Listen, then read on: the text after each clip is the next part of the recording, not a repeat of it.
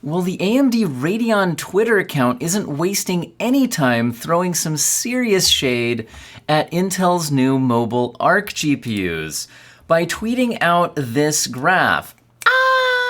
I'm tiny. Here we go, out of your way. Now, let's take a look at this.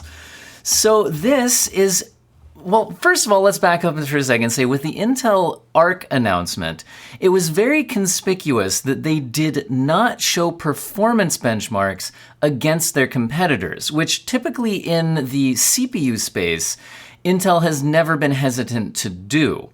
They did show performance against their own Iris graphics, but so AMD has apparently taken the step for them to show the relative comparison of the A370M versus the AMD Radeon 6500M. Now, it is important to note which GPU we're actually talking about here. So this is the Arc 3 series, which is the one that's launching first, and that has two low-end chips, the A350M and the A370M. So the one they're comparing against here is the A370M, which is the better of the two lower-end chips, and these are the ones that are coming out now.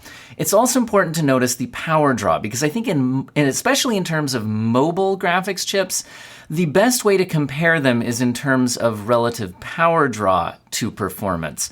So this is a 35 watt to 50 watt part, and I do believe that if I remember correctly, the Radeon 6500M is also a 35 to 50 watt part.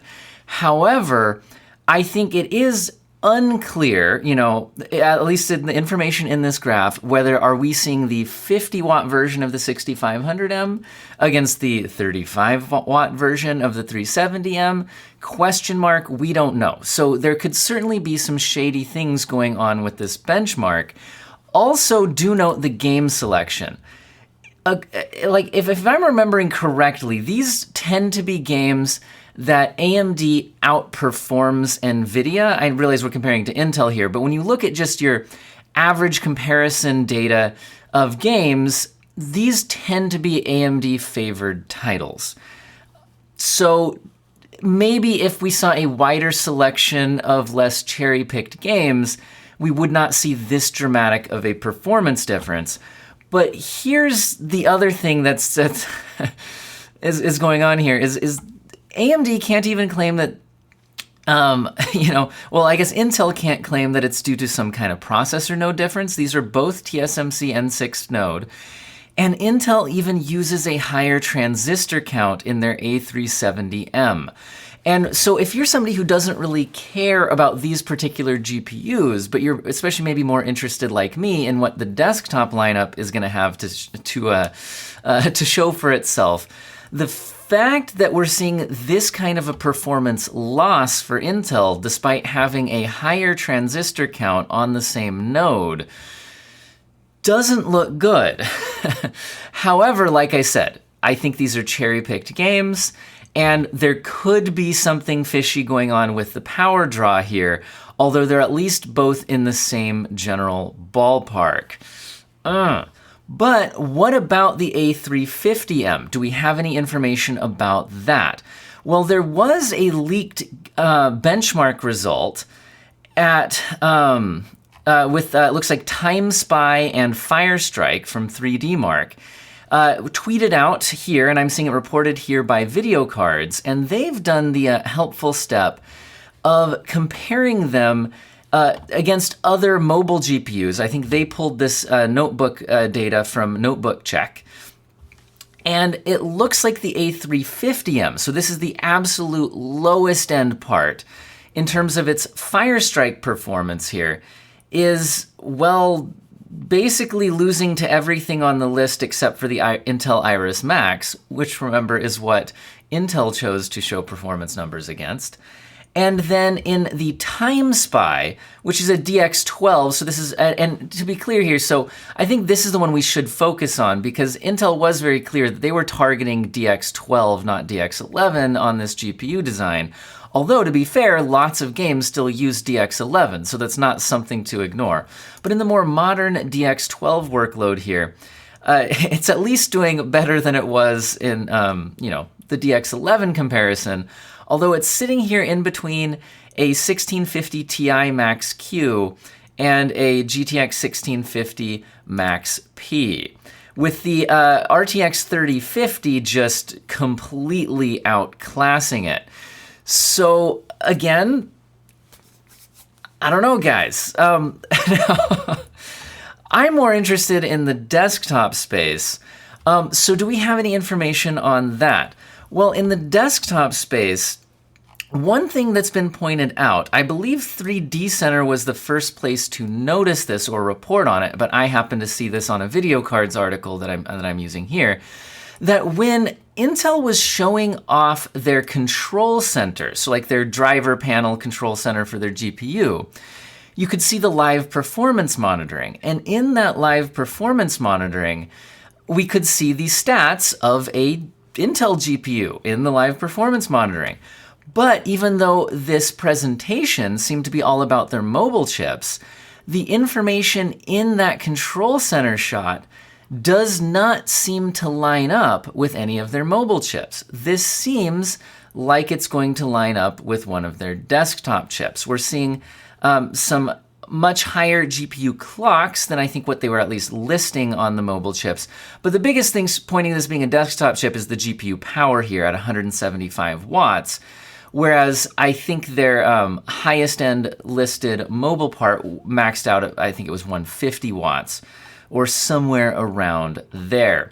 Now, we don't really get any performance numbers here, so I don't want to dwell on this too much, but hey, there you go. There's some info on that. But for me, the biggest question is what's going on with XeSS, and this was the biggest disappointment for me. First of all, it's not going to be available right now. It'll be available early summer. Okay, at least that's coming soon. But the reports were also that despite the whole reason I've been excited about XeSS being its DP4A fallback to support other GPUs besides Intel's GPUs, it looks like at least the initial launch of it won't have that fallback support and will just be for Intel GPUs. I hope it doesn't stay that way long, because why would any developer want to implement this in their game if it's going to be for Intel GPUs only, other than if Intel's just like paying them to do it or doing it for them? Now, I will say that at least the game list isn't like completely tiny. At least for launching, it has a decent amount of games here. And I will also say that the footage that they've shown with the comparisons, I don't know if this article has any of the side-by-sides, doesn't look like it. But the side-by-side footage they're showing, now it's side-by-side with just XeSS and native rendering versus, they're not showing it right up against DLSS or something like that. But honestly, the footage has looked pretty impressive. So I'm still excited about XeSS, but not excited if it's not supporting other GPUs anytime soon. Anyway, last little bit of Intel stuff is just for fun. Apparently there's a little 8-bit platformer game you could play about the Intel CEO. So hey, Pixel Pat, there you go. Now, one more thing about GPUs. I don't want to dwell too much on this because this is like leaks way down the road. But we are getting from a well-known and frequently proven to be correct leaker, Greymon55, I believe was the original source of this one, although I'm seeing it reported here at WCCF Tech, is reporting on stats for the RX 7950 XT. Now, this would be doubling the memory compared to the 6900 XT. Also, the 6900 XT, so the current flagship, I believe only has 128 megabytes of Infinity cache. So this would be ×4 on the Infinity cache. Boost clocks, I think, a bit higher than what the 6900 XT is listed for, although honestly people are hitting way over 2.5 gigahertz with easy overclocking on that. But 500 watts total board power. So it's looking like, you know, at the absolute high end. So to be clear here, the 7950 XT, if that's what it's going to be called, this would be like kind of like what NVIDIA's doing right now with their 3090 Ti and getting heavily criticized for, which is this just massive power draw to just squeeze out every last bit of performance that you possibly can. This is the Halo product of all Halo products. So this is the rumor of the AMD version of that coming up in the future. Again, this is coming from Greymon. Now, we don't know when this would actually leak. And also, if you're wondering, is this an April Fool's joke? Well, it did release on March 31st, not April 1st. And if you're in a different time zone wondering about that, according to this article, Greymon did deny this being an April Fool's joke in his comment section. So he seems to be pretty serious about this. So hey, there you go. Now, as far as when we're expecting this GPU, I don't know about this one in particular, but we are expecting the new AMD and NVIDIA GPUs towards the end of this year. We don't have a specific date, but it usually does come with the high-end chips first, so probably not too much longer, although we don't know if the 7950 version would maybe take a little bit longer to get out there. All right, guys, that's what I've got for you today. I've got to get to work as usual, and I hope all of you have an excellent day.